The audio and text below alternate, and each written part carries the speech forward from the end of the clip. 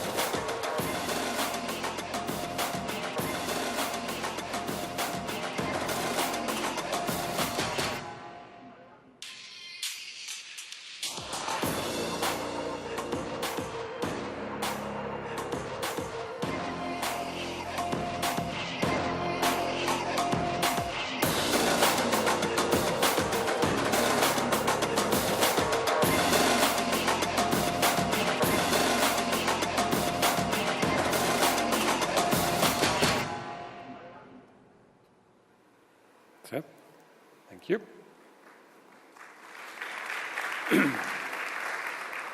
Thank you. So, yeah, we are very well aware and very proud of our heritage. Light has played a role in human life in past, present, and hopefully also in future. And we're also feel very responsible for doing the right thing into the future. You see that we are active across the world, 32,000 people, and light is no longer a matter of just a bulb. Light is changing to light sources, systems, services, and I'll show a few examples of that.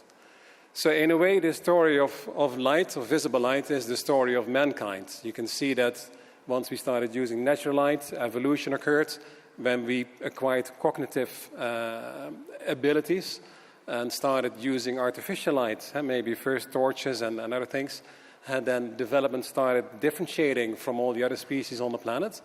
And when we used artificial light for the first time from electric sources, so the incandescent light bulb, we see that socioeconomic development spiraled for part of the world. And in the same way, we're now leapfrogging to solar LED lighting solutions so that we can also provide for more inclusive and more equitable development also for the 1.1 billion people who currently don't have access to electricity.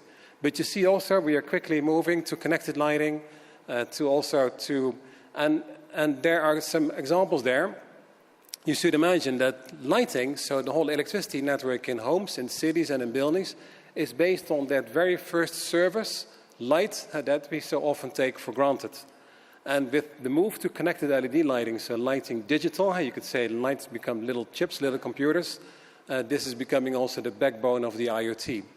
And at the very same time, the next revolution is setting in, light as a language. It means light can carry 100 times more data as Wi-Fi. So we see applications of light as a data carrier in retailing. So you can shop using light on your smartphone based on a recipe. In offices, so optimizing people's productivity and well-being, but also within cities. So there's a lot happening there. And this has never been more relevant than today. Because if you look at global challenges, population growth and demographic changes, all resource challenges, energy being one of them, but a very important one. And then the digitization, all that is asking. We need to address those global challenges by moving not to, let's say, to switching off the lights and canceling our holidays and having, let's say, a very sober life, but actually moving to smarter solutions. And lighting in itself shows that this is possible. So we are in the midst of this whole transition in the lighting market that is going faster than the transition to smartphones and to laptop computers. Can you imagine? It's going faster than that. Only 10 years ago, when we called for the global phase-out of incandescent light bulbs, which at that time represented 2/3 of our sales volume, and we're 12 billion pieces globally on a stable level, a lot has happened. So we have now 70% of our turnover is LED lighting. Incandescent light bulbs have dropped more than 80% to 2 billion, and we're working with UN Environment on, let's say, emerging developing markets on the rest of that. And lighting, which used to be 19% of global electricity, 2 years ago at COP15 it was 15, and in 2030 it will be 8% of global electricity, while at the same time, in the same interval, the number of light points will at least have increased by 1/3. So really decoupling growth from the use of lighting. So that also moves us to, let's say, at the heart of our mission and of our program. So we have created a sustainability program, Brighter Lives, Better World, so where we really look not just, let's say, in a commercial way at lighting, but also how can we utilize, how can we unlock the potential of light to improve people's lives and to create a better world. There's a lot in there, our commitment to become carbon neutral by 2020, and a number of other things, but really at the heart. Related to that, very close, and my colleague Shalini and Vasiliki are sitting over there, I can hardly see it with the beams, is our CSR program, because there we see how that as much as light has helped in the, you could say, in the OECD countries for socio-economic development, this is also relevant for emerging and developing markets. And there we are focusing on bringing light to people who don't have that light today so that they can actually develop a lifestyle. Also light for entrepreneurs, training technicians so that they can also develop their communities, light for learning, and also light for humanitarian use, which we all know is very important. Here are some examples. You see at the left side light that is being, let's say, used in a number of schools in Uganda for 200 plus students. And there are the solar lights that we gave to them. They can charge them in the school library. So then at night they can use the light for doing their homework, for educating, for play, for relaxing. But at the same time, their parents and themselves have an incentive of sending their kids to school. And we see there this is really working, and we'd like to further replicate that.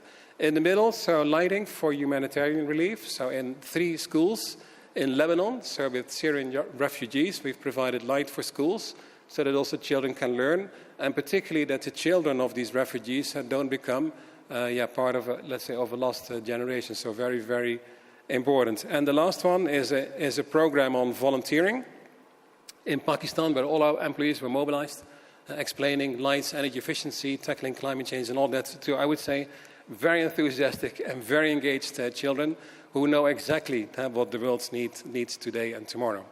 So then last one, so Light for Better Learning. That is the program that we are jointly working on with UNESCO as a proud partner. And this is where this year we will provide 90 schools across the world. And we've done some, actually in all regions, where we provide 90 schools across the world with solar lighting. Because in effect, education, I think, is probably one of the most important things that we can invest in if you talk sustainable development.